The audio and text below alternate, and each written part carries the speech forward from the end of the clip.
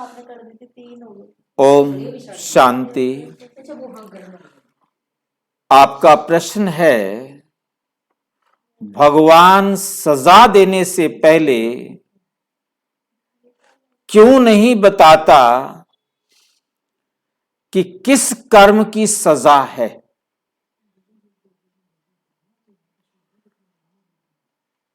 आपके प्रश्न से समझ में आता है, आप ये समझते हैं कि भगवान हमारे कर्मों का फल देता है।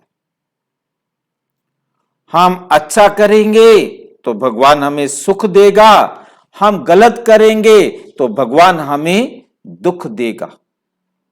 दुख देना व सुख देना भगवान का कार्य है। भगवान हमें दुख भी देता है और सुख भी देता है।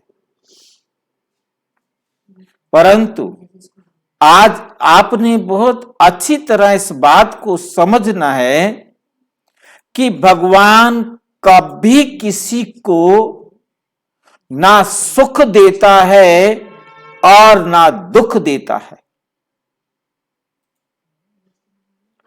भगवान कभी किसी को सुख भी नहीं देता और दुख भी नहीं देता। यदि वे सुख दे तो कर्मों की गति के नियम अनुसार उसे वो सुख लेना पड़ेगा। कर्म सिद्धांत से वे भी बाहर नहीं जा सकता। और यदि वो दुख दे, किसी को सजा दे, तो वो सजा उसे भी लेनी पड़ेगी। इसलिए परमपिता परमात्मा एक ऐसी आत्मा है जो ना तो इस देह के बंधन में आता है, इसीलिए उसे अजन्मा, अयोनि और अभोक्ता कहते हैं, और ना इस देह के द्वारा भोगने के कारण कोई कर्म करता है। इस देह को धारण नहीं करता, देह के द्वारा कर्म नहीं करता, देह के द्वारा उसे कर्म का फल भी लेना नहीं पड़ता। तो परमात्मा कभी भी किसी को भी ना दुख देता है और ना सुख देता है। हर आत्मा स्वयं अपने किए कर्म का फल सुख या दुख लेती है। अब प्रश्न ये उठता है, क्या भगवान बता नहीं सकता कि ये तुम्हें किस कर्म का फल मिल रहा है? ये सुख मिल रहा है तो क्यों सुख मिल रहा है, क्यों दुख मिल रहा है तो क्यों दुख मिल रहा है? ये परमात्मा कहते, बच्चे मेरा ये कोई काम नहीं। मुझे तुम बुलाते भी हो कि हे पतित पावन आओ, हे दुख हरता सुख करता आओ, हे खुदा लिबरेट करो, मुक्ति दो, हमें बदी से हटाकर नेकी की राह पर चलाओ, ज्ञान दो, अक्ल दो, समझ दो।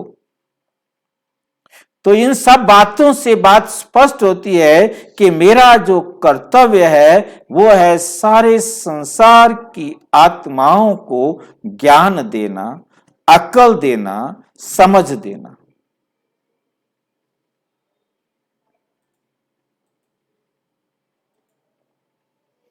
अब उस अक्ल को लेना या ना लेना, ये हर आत्मा का अपना पुरुषार्थ है। जितना कोई ज्ञान को अपने जीवन में धारण करेगा उतना उच्च पद पाएगा, उतना श्रेष्ठ पद पाएगा। कर्म करने के लिए हर आत्मा स्वतंत्र है, परंतु कर्म का फल लेने के लिए परतंत्र है। कर्म की गति बहुत सीधी अपनी बुद्धि में रखनी है कि मैंने जिससे सुख दिया है वो मुझे सुख देगा, मैंने जिसे दुख दिया है वो मुझे दुख देगा। मैंने जितना सुख व दुख दिया है उतना सुख व दुख मुझे लेना है। हर आत्मा को परम धाम से आने के बाद परम धाम वापस जाने से पहले अर्थात मुक्ति प्राप्त करने से पहले अपना कार्मिक अकाउंट बराबर करना ही करना है। परमात्मा ने समझा दिया, बच्चे आपको सुख मिल रहा है तो ये स्पष्ट है कि आपने उसे सुख दिया हुआ है, और यदि आपको दुख मिल रहा है तो समझ लीजिए कि आपने ही उसे दुख दिया हुआ है। उतना मिलेगा जितना दिया है, उससे मिलेगा जिसको दिया है। कम और अधिक मिल नहीं सकता। ये बात जब तक स्मृति में रहेगी तब तक आपका जीवन स्वर्ग, और इस बात को भूले तो नरक।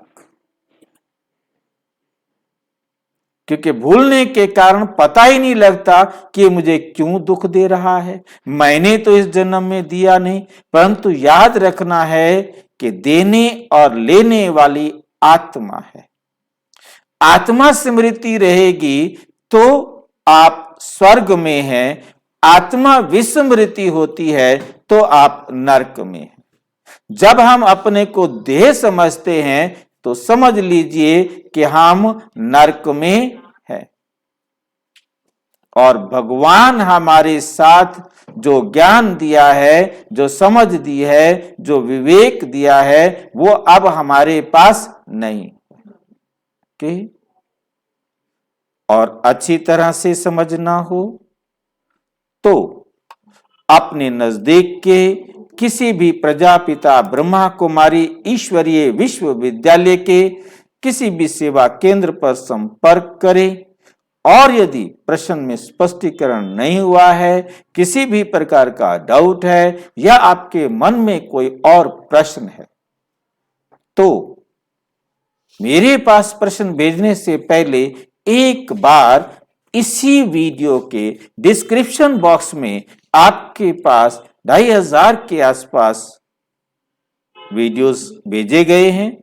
जो प्रश्न आप जैसे भाई बहनों ने पूछे हैं, आपका प्रश्न उसमें अवेलेबल है, तो आप घर बैठे ही अपने प्रश्न का उत्तर जान सकते हैं। और यदि आपके प्रश्न का उत्तर वहां अवेलेबल नहीं है, तब 9213106986 पर केवल टेलीग्राम करें। व्हाट्सएप आजकल काम नहीं कर रहा है, टेलीग्राम करें, और प्लीज फोन ना करें। इमरजेंसी हो तो वेलकम, नहीं तो टेलीग्राम में आप मैसेज करेंगे, आपके दिए गए प्रश्न का उत्तर वीडियो बनाकर इसी भी डिस्क्रिप्शन बॉक्स में डाल देंगे, सबके पास पहुंच जाएगा, आपके पास भी पहुंच जाएगा। ओम शांति।